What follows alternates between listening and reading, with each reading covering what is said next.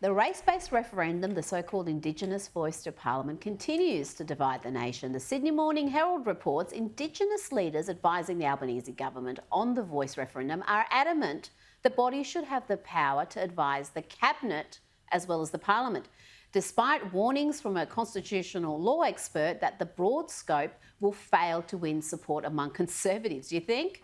The questions keep mounting, but sadly there is little in the way of answers from the likes of the Prime Minister or Linda Burney. But we've got the best in the business to tell us what's what. The Australian's legal affairs contributor Chris Merritt joins us now. Chris, the more we learn about the voice, the more it becomes clear why the PM is resorting to these emotive arguments as opposed to substance. I agree. The detail, when it bubbles to the surface, and I wish a little bit more of it would bubble to the surface, is very worrying. What we've got now is a split on the referendum working group over whether the voice should actually advise the executive, i.e. the cabinet ministers. This is a long time coming. About a month ago, Dennis Shanahan had a terrific interview with a very senior public servant by the name of Dennis Conran, where he said that it would be completely unworkable to have the voice advising the executive. Just think about it for a second. How would this happen? Would the voice have a representative at a cabinet meeting? Would they be given access to ministerial briefings, cabinet briefings?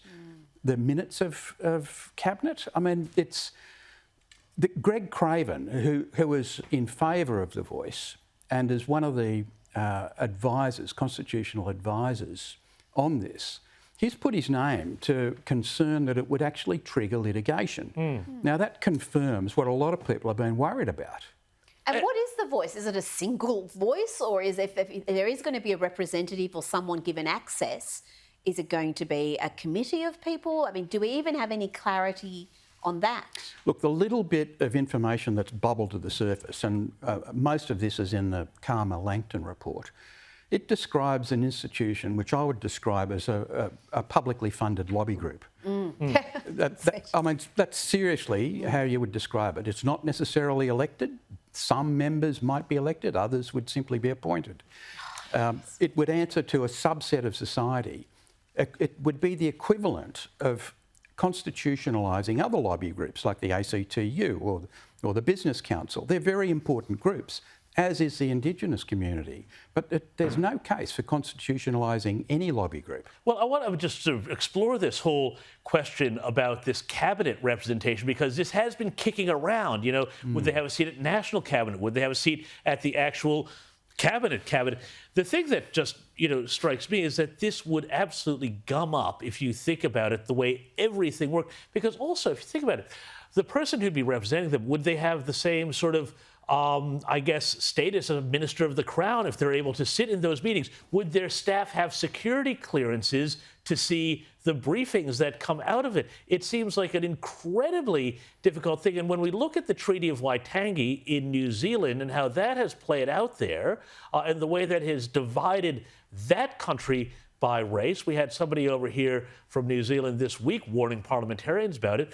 Why anybody would go down this road, no matter how much they care about, doing better by Indigenous Australians. We all agree that that's a great thing. Why would you go for this? I tell you why they're going for this, because of the unlimited scope of the voice. If you look at the words that the Prime Minister wants us to approve, there's no limit on the subject matter that the voice can give advice on. Therefore, they want access to all cabinet activity. If it were limited to matters solely concerning Indigenous people, that would still not be a good case for constitutionalising. I mean, would that mean then, Chris, that they could, you would theoretically have somebody from The Voice, dealing with negotiations around AUKUS and submarines? All that. There's the wording leaves it open for the voice jurisdiction to be triggered on any matter that affects Indigenous Australians. Now, that's any matter that affects Australian citizens. It's intentionally, you can only read it in one way, it's intentionally designed to give the voice the ability to develop into what I've described as a shadow government. Now, it opens the doors on all sorts of future changes down the track, and it's a very, very dangerous proposal. But a shadow government with teeth. Well, the Prime Minister has accepted and conceded that it would be a brave government that rejected the advice of the Voice. So the Voice would have the moral and political suasion to get its way. And now what we're talking about is the ability to get into the highest councils of the Commonwealth. This is not an elected body. It ostensibly would represent no more than 3% of the population. It wouldn't be elected. It would answer to a subset of society, not the general community. Chris, you mentioned the Prime Minister's words that, it would be a brave Prime Minister who ignored the Voice. If the Voice have a seat at National Cabinet, is there the possibility that the Cabinet could be required to act on what they're told? It's more than just advice. There's a legal requirement, perhaps from the High Court, that they need to act on that advice. I think there'd be a requirement for them to consider the advice. That would require a paper chain, that would require proof of meetings. It would slow down the business of government and expose it to potential legal challenges if the box ticking and the paper trail wasn't met. It's not a step in the right direction. No, and you've got to wonder when the Liberal Party, I know that this is the political side of it, but when they're going to come out with one voice against it. Because as it stands, if you've only got the Nationals and the minor players like One Nation mounting a challenge, do you think it's going to pass as it is? If the Liberals run dead on it, will the referendum pass? Look, I think the more secrecy there is about this, the greater the chance it'll be rejected. Okay. The two big groups that are involved in this, the insider groups, the working group and the constitutional advisors, meet in private. They don't like telling you what happened. I mean, you look at, you look at what happened in the 1890s. We had public constitutional conventions over the period of a decade. The transcripts are still available on the parliamentary website. I agree entirely with the call for another constitutional convention. Barrister Louise Clegg in Sydney has argued forcefully that that's what we need. If we really want to change and make a radical change, and that's what this is, we need to thrash it out at a convention. But the Uluru Statement from the Heart, and we're now hearing that some school children are being required to learn it off by heart. The only thing they are required to learn by heart. It's only rote learning that's acceptable these days.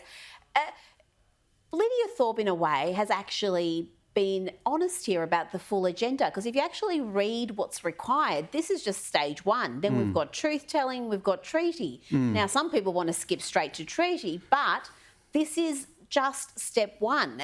Do Australians have any appreciation of, if the referendum is successful, what comes next? Look, I don't think so, but I agree with you. I think Senator Thorpe has belled the cat. I think it's very clear that this is the first step in a bigger agenda.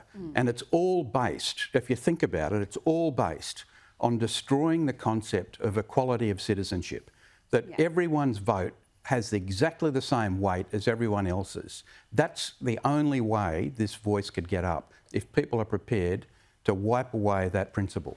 Absolutely. Chris Merritt, I told you he is the best in the business. Thank you for joining us this morning.